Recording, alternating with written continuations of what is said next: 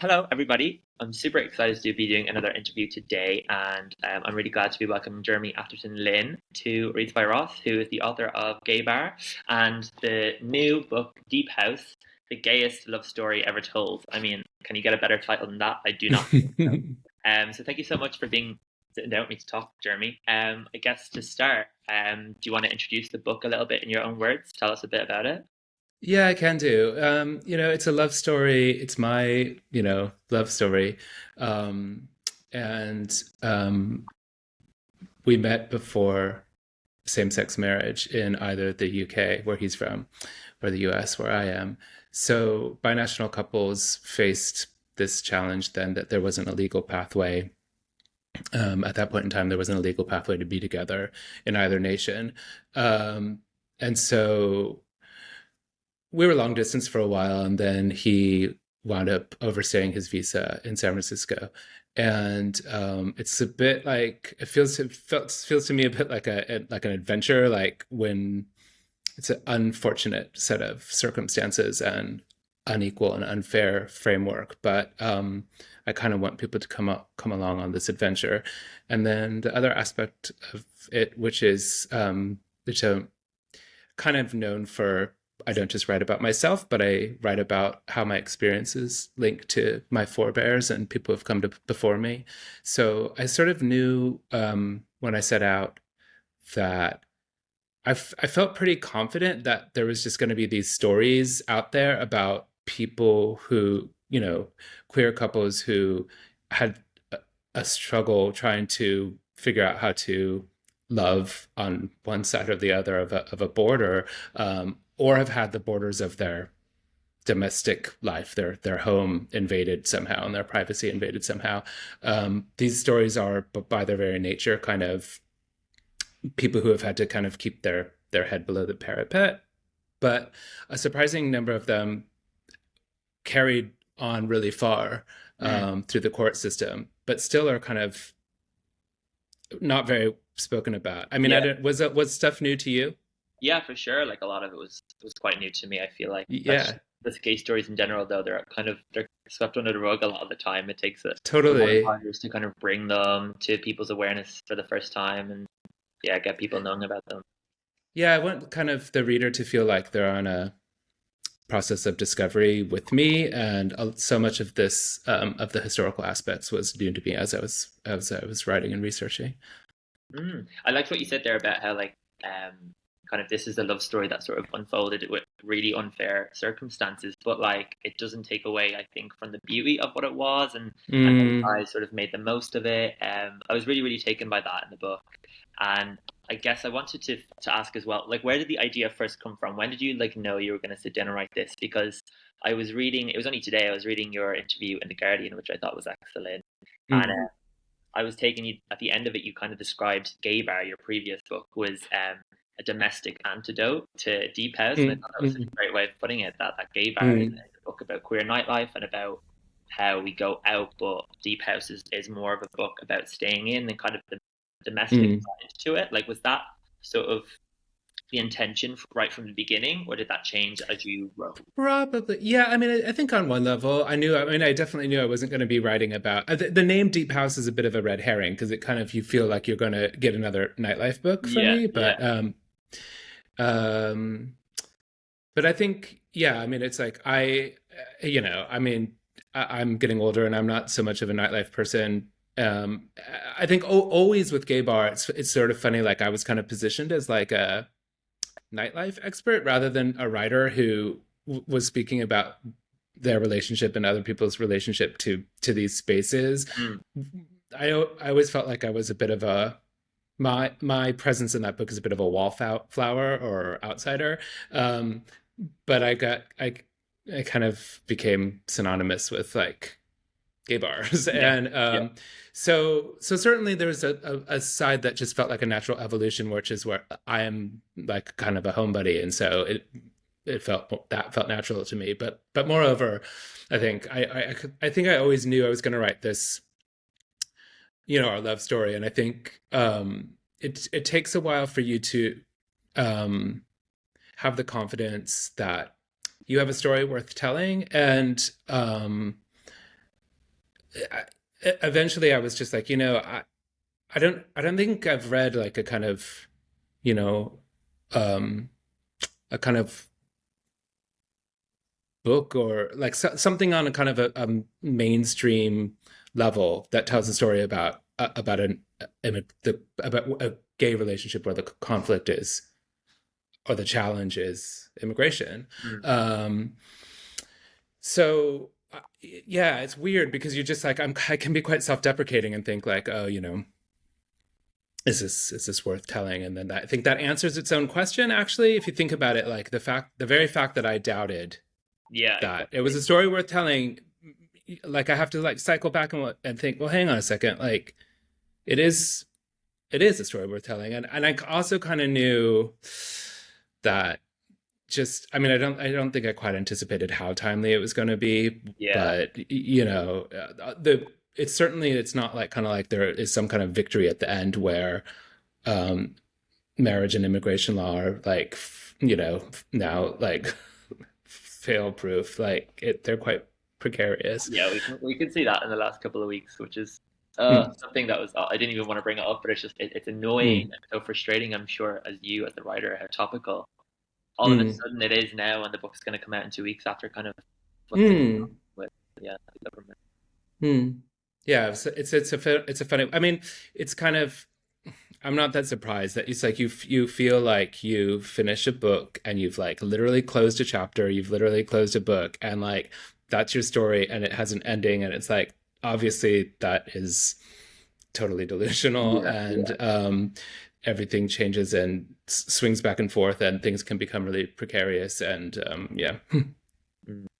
Um, I liked earlier when you were saying that you kind of had faith in the fact that you would find these kind of real life Mm. relationships and kind of stories. And there's so many great ones in it. Were there any that particularly you doing your research that like what were your favorite ones? Like what ones did Oh, you find really Clive good? broke my heart. Clive Five. Batillier. Yeah. Um, and I think I felt quite confident that he would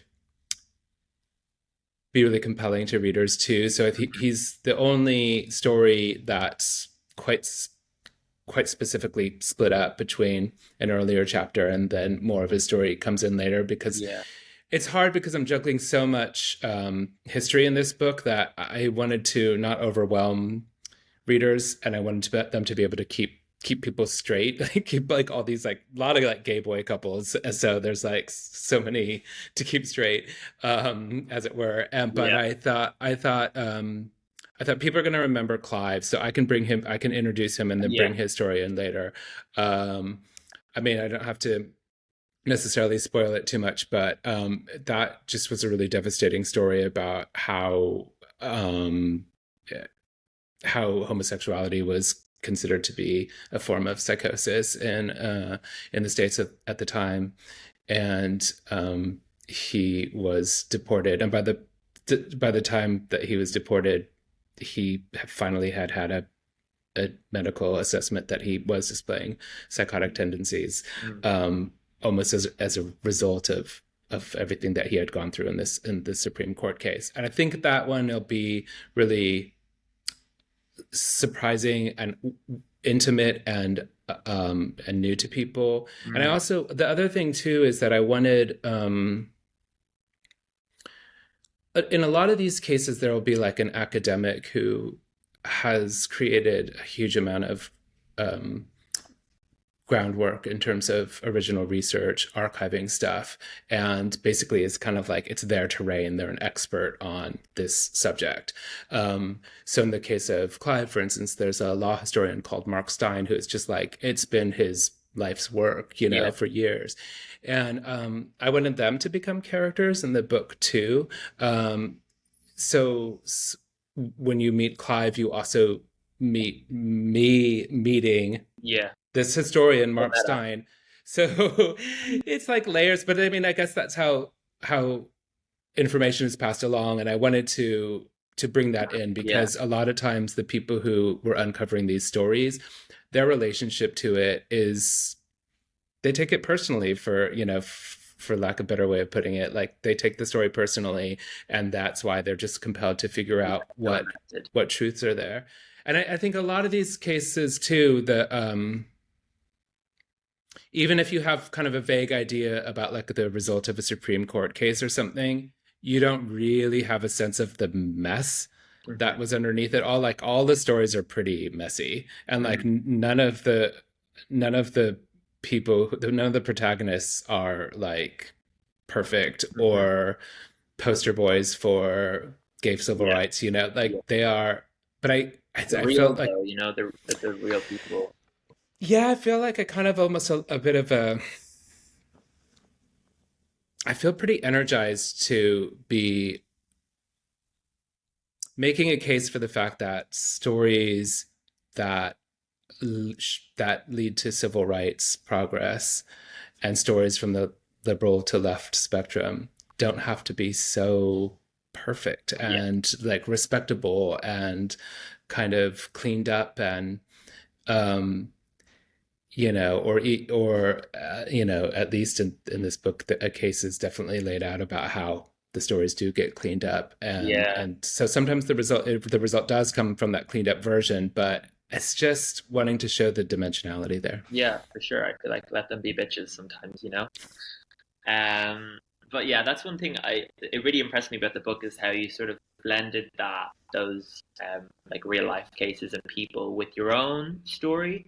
I think you just did it so brilliantly, and because this feels like such a much more personal and intimate book, I wondered, were you like, was there any kind of reluctance from you as you were writing this to kind of share these kind of like really vulnerable and intimate parts of your life and your relationship?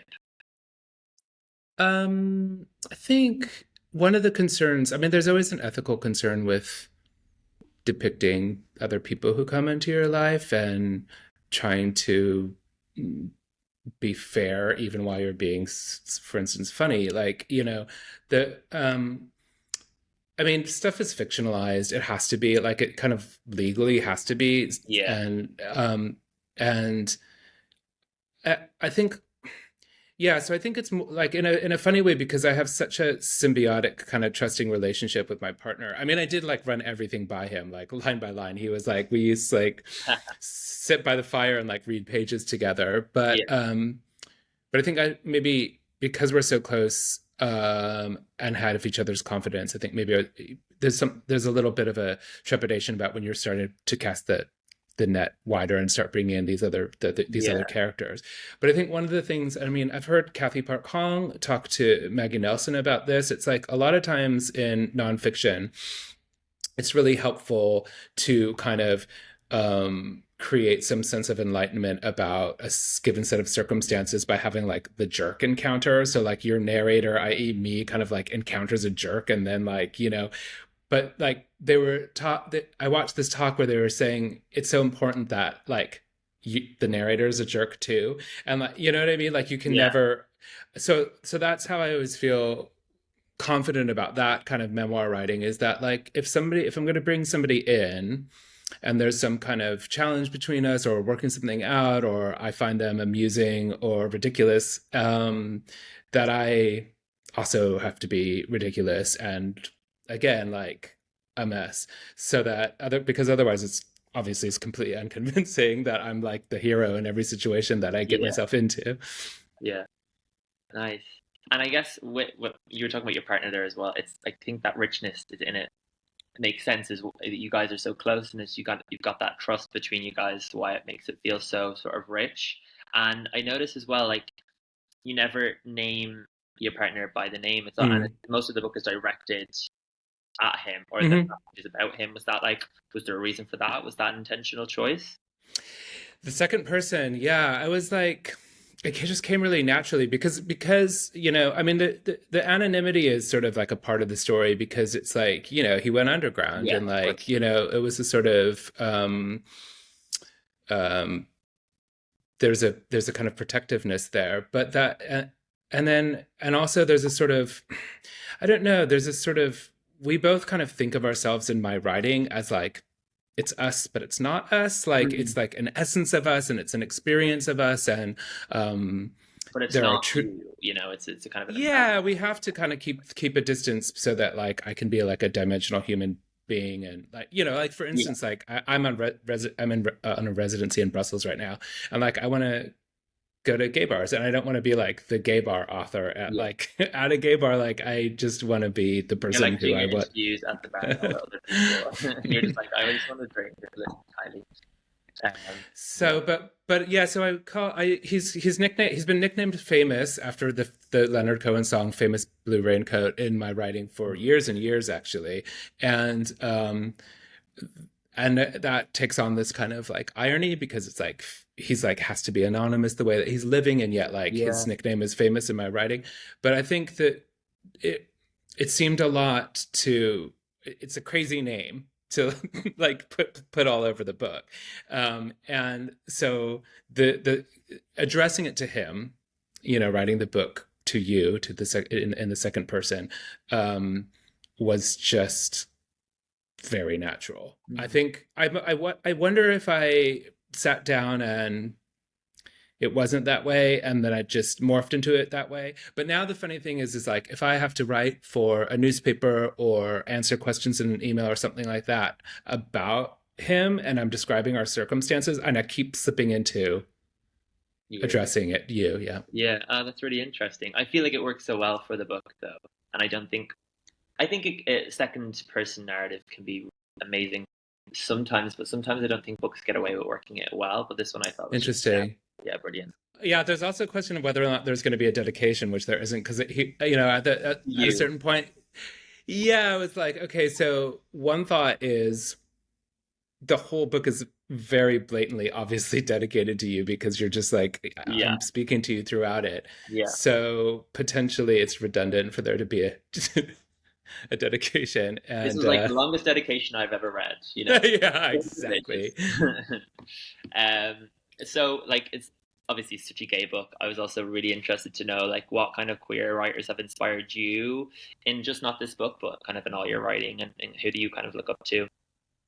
Yeah, I think that probably a lot of women, and I lived, I lived downstairs, from Michelle T for a while in San Francisco, and her book Valencia is finally getting its UK release, Yeah, on I'm on the excited for that. same day that Nice. that Deep House. It's like a that's kind Full of like a circle. Yeah, yeah, first yeah. Oh, full cool. queer circle. So she was a big influence in just in her ability to speak super intelligently, um, and also like kind of filthy, um, but that like she is coming from this. I don't know. She has this autodidactic, like it's not heavily academic or kind of like she's literary in her own way, in her own voice. And so Yeah, at that point in time, I was super under the influence of Michelle. And it's like, it really ranges. It's like, there's other stuff that I appreciate. Like, there's like a, I guess you would call him gay British writer, mid-century writer called Denton Welch, who writes very sweet, tender. But well, I say that his characters are kind of like snobby little assholes, but there's a sweet, tender framework of yeah. to the It's storytelling. valid. But that's like not a writer that I could. Like I really appreciate the details there, and so I Yeah, take some things like that. But I think that because I've been living in the UK since 2007, I think there was a while in which I kind of had to figure out, when American moves to the UK and they start sounding like when Madonna lived here, like I was like, what is my accent as yeah, a writer? yeah, Um, and maybe I worried about it a little bit, like when I was doing writing for publications and things like that, that I was calibrating too much. So that's why I named those writers like Eileen Miles. Like to me, it's like a voice of a big yeah. country and what it's like to feel, like, not small, but kind of, paying attention to small things, but Mm. in such a big country. That's just like an American writer to me. Nice. Yeah, I am. I'm really excited for Michelle T's book because I've shamefully never read them before. So I think Yeah. think of Yeah, it. her time has come. I mean, it's that one's crazy. It's sort of Yeah, she lived above me, and I knew she was a writer. And honestly, to be honest, when you find out when you meet, so you always think that like people are talented when they're unreachable and yeah, untouchable and at a distance. So when you meet somebody and find out you're a writer, you're just like you're kind of afraid that they're not going to be yeah, great. And yeah, then she yeah, gave yeah. me her book, and it just changed my Oh, so life and you opened. didn't know her before you moved in?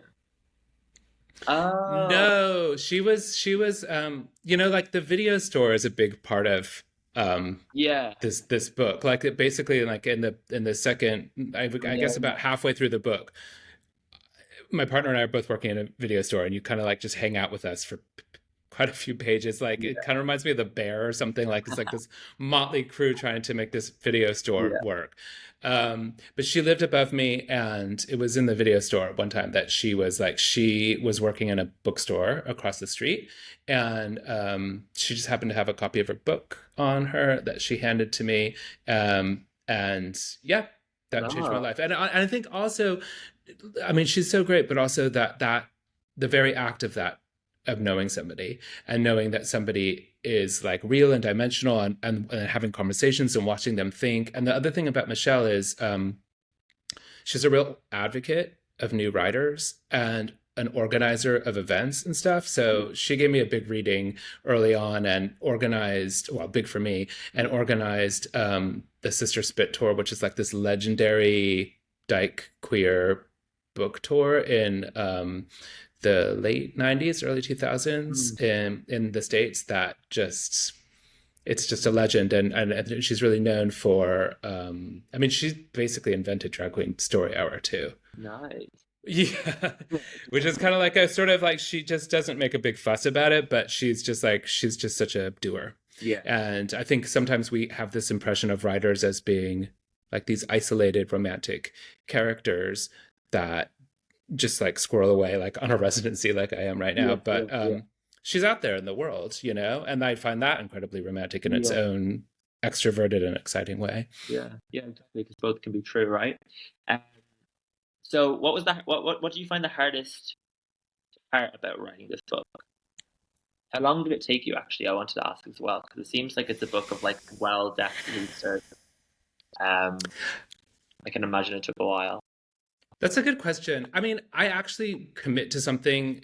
Get with both Gay Bar and Deep House, I commit to it and then work relatively quickly. Mm. So Gay Bar was written in about 11 months. I mean, the bulk of it. Some of the groundwork had been done, but it was written under a year. And I Yeah, wanted it to feel a little bit chaotic. Like I yeah, wanted it to feel like you're on a night out, and that the thoughts that are coming to me are not forever thoughts. yeah. They're You like haven't been sitting on it. passing observations. Totally. Yeah. Um, this one I gave myself longer because I could learn my lesson with that. But I think I gave myself 18 months, and then it took more like a little over 2 years. But Really, yeah, I guess. Sorry, that's really impressive. I don't know what it is. I think the thing that probably was hardest about it is fact checking. Like Mm. just I and also maybe it's sort of like I'm a can of worms opener. Yeah, So if I open up a case and yeah, then it's like, and I'm always just looking to only include the details that are going to be meaningful but also entertaining. yeah, So they're like stuff that is like ridiculous or hypocritical or bizarre yeah, or just stuff that amuses me when I'm doing the research. That's what winds up going into the book. But there's so much of it, and the more that you research, the more yeah, stuff you find. yeah, So, I mean, I think it's already a pretty fat book, but it was going to be even fatter, and then so that's another hard thing cutting. yeah, yeah. Got it. Nice. Um, well, I guess that's kind of it. Thank you so much for sitting down and chatting with me. Wanted to ask one more Absolute pleasure. question. You mentioned you're on your residency. So what are you kind of working on now? I know this is just out this week, but I know. what can we kind of expect from you next? I'm working on a book called School, and it's about my friend group in high school who we were all Asian American kids in a high school that's now I just found out is 85% Asian American, which really shocked me because I felt like we were kind of coming from a minority Mm. position. But anyway, the we grew up in the Silicon Valley, and my father was amongst a lot of parents in the area that were laying the ground. They're putting lots and lots of information on tiny bits of material in order to like create basically social media, like create the internet and Yeah. move all of our social lives into the ether.